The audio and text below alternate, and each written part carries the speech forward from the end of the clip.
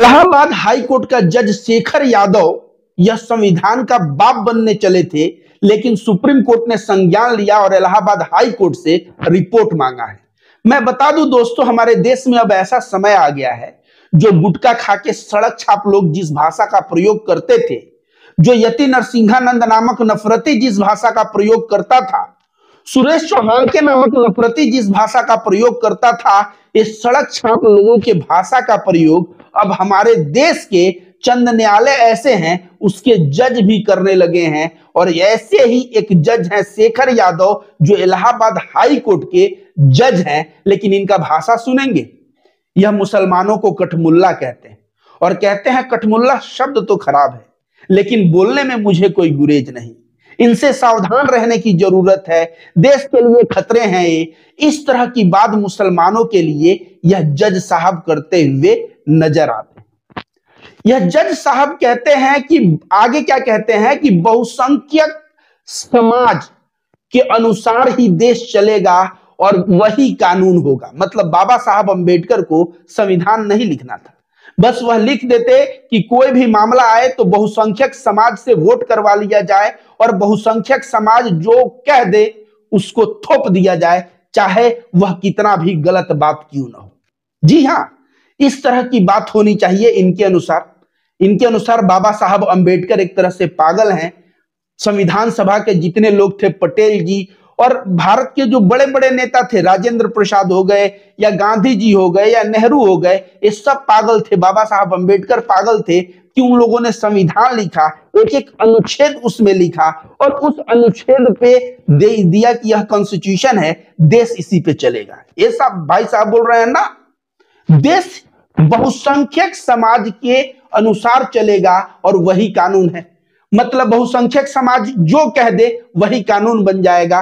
कह दे कि ये मस्जिद मेरा है और ये सही में मेरा है, वोट करवाने पे ज्यादा लोग वोट कर दें तो इसका मतलब वो मस्जिद वहां से हटा देना चाहिए।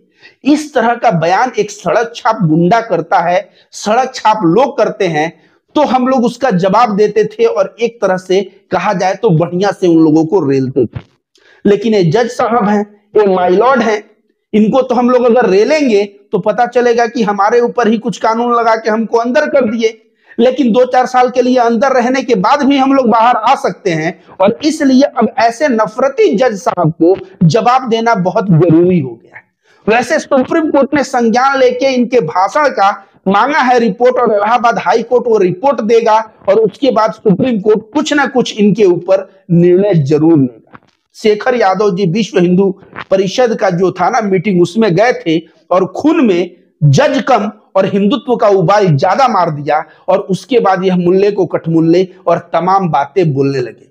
मैं रविकांत भारती क्या, कपिल सिब्बल जी कह रहे हैं कि इस भाई साहब के ऊपर महाभियोग लगाना चाहिए और उस महाभियोग में संसद में सभी नेता साथ देंगे, क्योंकि भारत का कोई भी नेता नफरत भरा नहीं है। वह कह रहे थे कि सभी संसद साथ देंगे, इस पे महाभियोग लाया जाए। तो जज साहब सोचे थे कि मैं हाथ उठाऊंगा, कुछ भी बोल दूंगा, खून में हिंदुत्व की गर्मी है बोल के उसके बाद क्या मैं राजा बन जाऊंगा। लेकिन सुप्रीम कोर्ट ने भी संज्ञान लिया और रिपोर्ट मांगा इलाहाबाद हाई कोर्ट से इनके भाषण पे।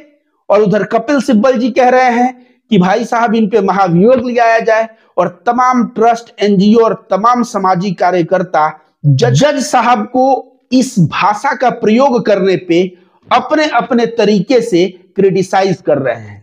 लेकिन सुप्रीम कोर्ट ने जो संज्ञान लिया है, देखिए उस संज्ञान में जवाब क्या लेता है। मैं तो कहूंगा तुरंत प्रभाव से भाई साहब को अभी बैठा देना चाहिए, इनको जज के कुर्सी पे नहीं बैठने देना चाहिए, क्योंकि ये जो भी फैसला लेंगे वह निष्पक्ष नहीं होगा। उसमें हिंदुत्व का जो है ना, इनके खून में उबाल मारेगा और फैसला एक तरफ हो जाएगा। बहुसंख्यक समाज के अनुसार यह कानून बना के हिसाब करने लगेंगे और बाबा साहब अंबेडकर के संविधान को साइड कर देंगे। इसलिए जब तक बाबा साहब अंबेडकर के संविधान पे इनको पूरा भरोसा न हो जाए शेखर यादव जी को, तब तक इनको बैठा के रखिए साइड में कि भाई तुम्हारे खून में जो हिंदुत्व का उबाल है वह उबाल मार रहा है, इसलिए तुम बैठो। जब बढ़िया से पढ़ना संविधान और संविधान समझ में आ जाए और यह समझ में आ जाए कि बहुसंख्यक समाज के अनुसार कानून नहीं बनता और देश नहीं चलता, देश चलता है बाबा साहब अंबेडकर द्वारा लिखे गए संविधान पे, उस दिन तुम आओ और यहां से फैसला दो। तो सुप्रीम कोर्ट से मैं कहूंगा कि रिपोर्ट मांगना ही पर्याप्त नहीं है, भाई साहब को तुरंत प्रभाव से बैठाया जाए और बैठा के कहा जाए कि अभी आप जज की कुर्सी पे बैठने लायक नहीं है, अभी आप शांत रहिए, और फिर सुप्रीम कोर्ट इन पे पूरा सुनवाई करे